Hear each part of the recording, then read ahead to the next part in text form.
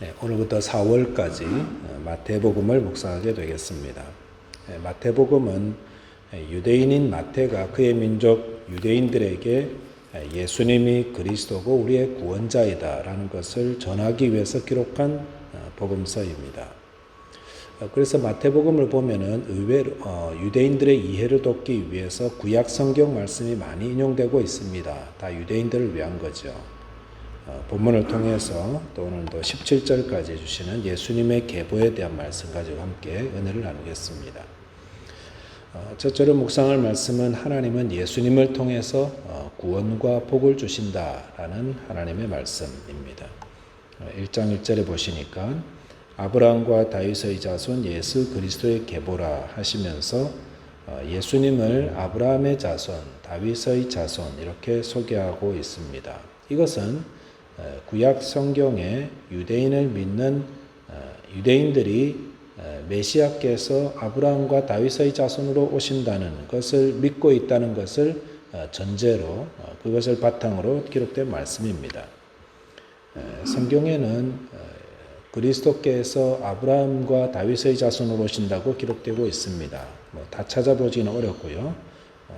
창세기 22장 17절 18절에 보시면 아브라함에게 하나님께서 이렇게 말씀하시죠. 장차 태어날 메시아에 대해서 말씀하시면서 내가 내게 큰 복을 주고 내 씨가 크게 번성하여 하늘의 별과 같고 바닷가의 모래와 같게 하리니 내 씨가 그 대적의 성문을 차지하리라. 또 내 씨로 말미암아 천하 만민이 복을 받으리니라고 하였습니다.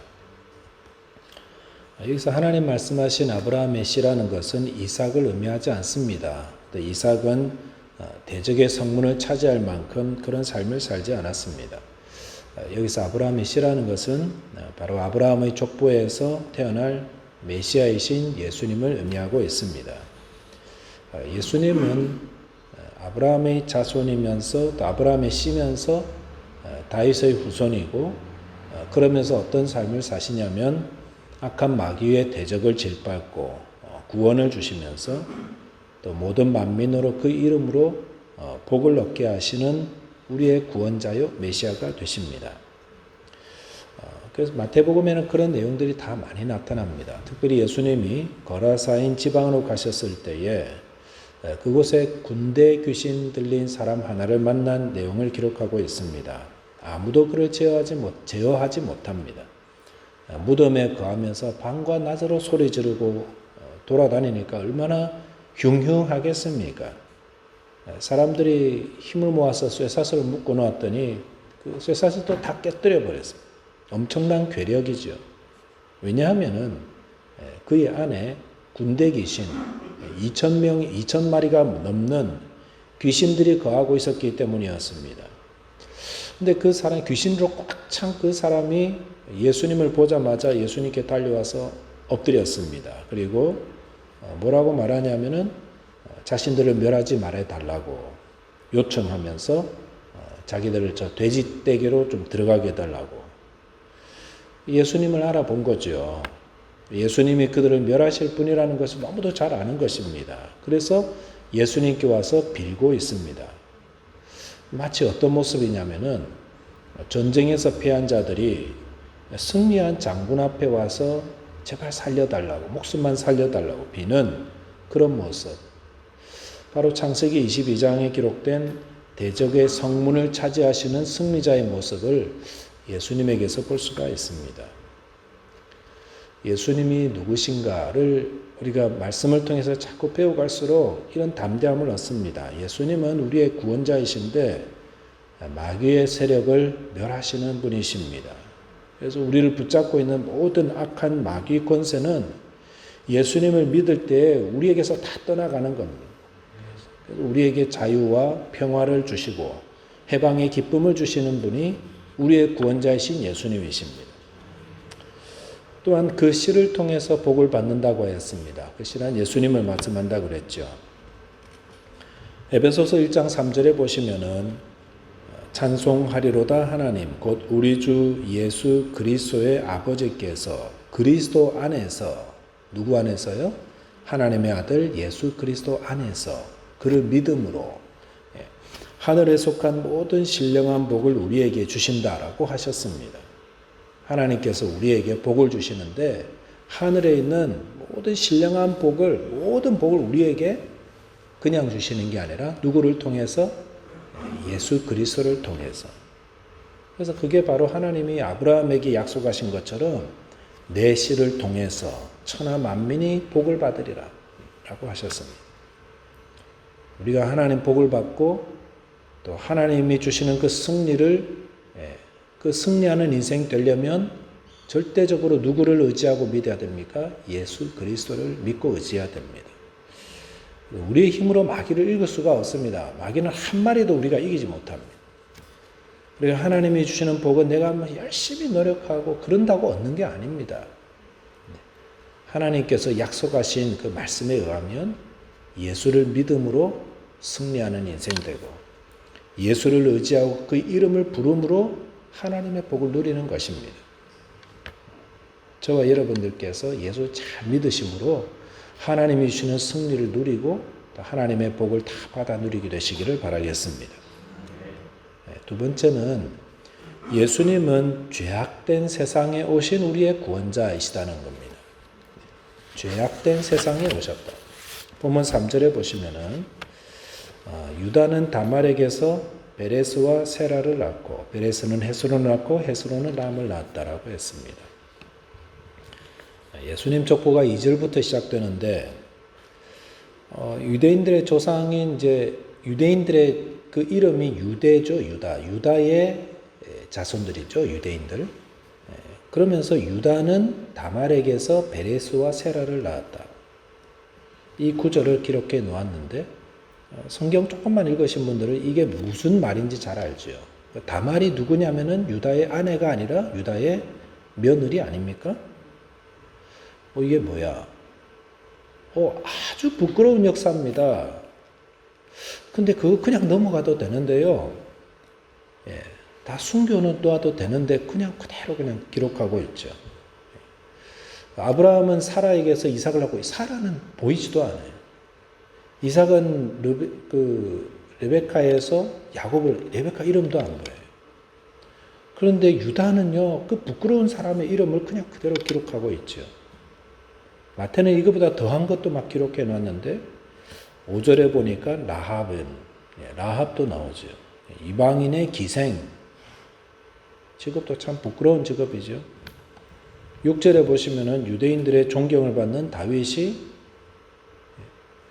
자기 아내에게서 소문을 나타나고 우리아의 아내에게서 이거 뭐 막장 드라마 같은 그런 이야기.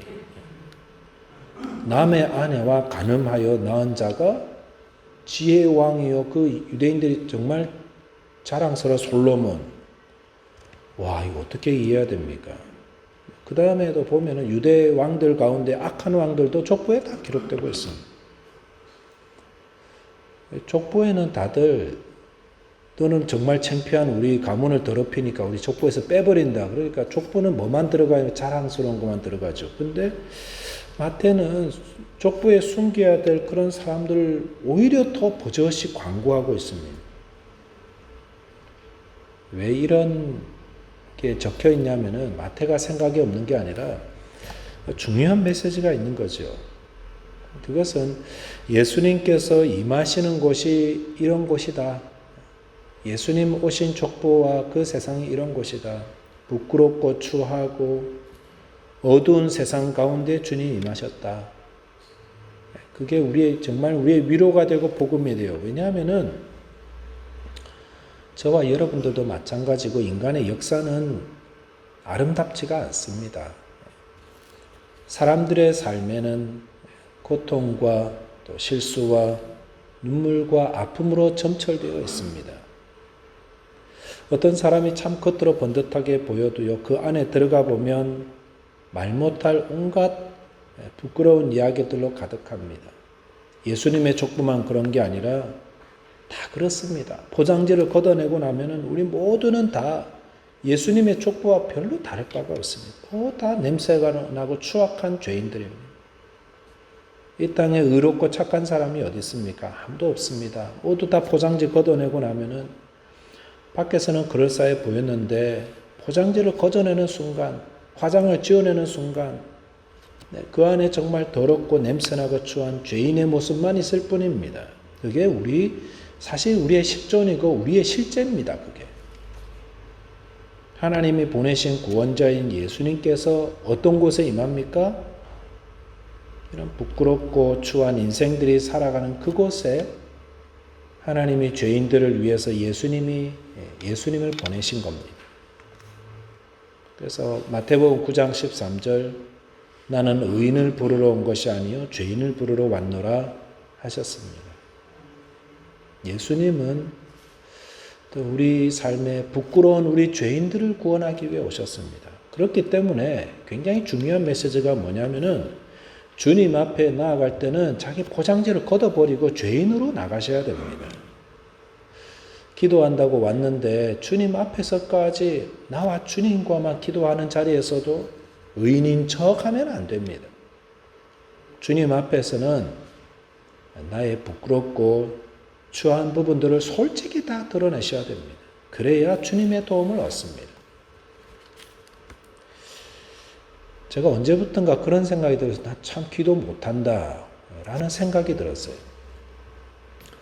그런데도 기도 응답해 주신 거 보면 정말 신기하다. 그래서 제가 언제부턴가 그렇게 기도하기 시작해서 주님 기도 못하는 제가 왔습니다. 기어 들어가는 목소리로 제가 유창하게 기도하고 주여 주여 이렇게 해도요. 어차피 기도를 들으시는 분은 주님이신데 저를 너무 잘 아시잖아요. 그러니까 폼 잡아봤자 아무것도 아니더라고요. 그래서 그냥 기도 못하는 거 주님 아시니까 주님 저 기도 못하거든요. 근데 이런 기도 제목들이 있습니다. 이렇게 기도하는 게 맞지 않겠나 싶어서 그렇게 기도하는데 별 부담이 없어요. 왜냐하면 저 기도 못하는 거 딱 오픈하니까 너무 쉽더라고요. 어차피 기도 응답하시는 건 제가 기도를 잘해서가 아닙니다. 우리가 기도 잘해서가 아니라 주님이 은혜를 베푸셔서 봐주셔서 응답해 주신 거잖아요. 기도 못해도 그 못하는 기도 알아서 들어주시는 주님. 참 감사할 뿐입니다. 주님 앞에 나올 때 폼 잡고 나오지 마시기 바랍니다. 내가 뭐 잘했다고, 내가 뭘 했다고 이런 태도는 전혀 도움이 되지 않습니다. 내 계급장, 내 포장지 다 뜯어내고 내 추하고 약한 모습, 연약한 부분들 다 드러내시기 바랍니다. 그럴수록 주님이 더 큰 은혜를 주십니다. 저와 여러분께서 오늘 주님 앞에서 자신의 정직한 모습을 드러내시고 기도하심으로 우리 주님의 큰 은혜를 다 받아 누리시기를 바라겠습니다. 기도하겠습니다. 하나님 아버지 감사합니다. 사람들 앞에서 저의 실제가 드러나면 어떻게 하나 두려운 마음이 있지만 주님 앞에서는 오히려 다 드러내라고 하시는 말씀 감사합니다. 연약하고 부족하고 부끄럽고 감추고 싶은 부분들 주님 앞에서는 다 감추지 말고 다 드러내어서 죄인을 부르러 오신 주님을 만날 수 있는 은혜를 주시옵소서. 주님 앞에 나아가면 주님의 이름으로 승리하게 되고 복을 주신다고 하셨사오니 오늘도 주님의 이름 부르며 나온 모든 분들 약속하신 것처럼 아브라함과 다윗의 자손 되신 예수 그리스도시여 이 시간 저에게 승리의 은혜를 또 복을 주시는 은혜를 허락하여 주시옵소서.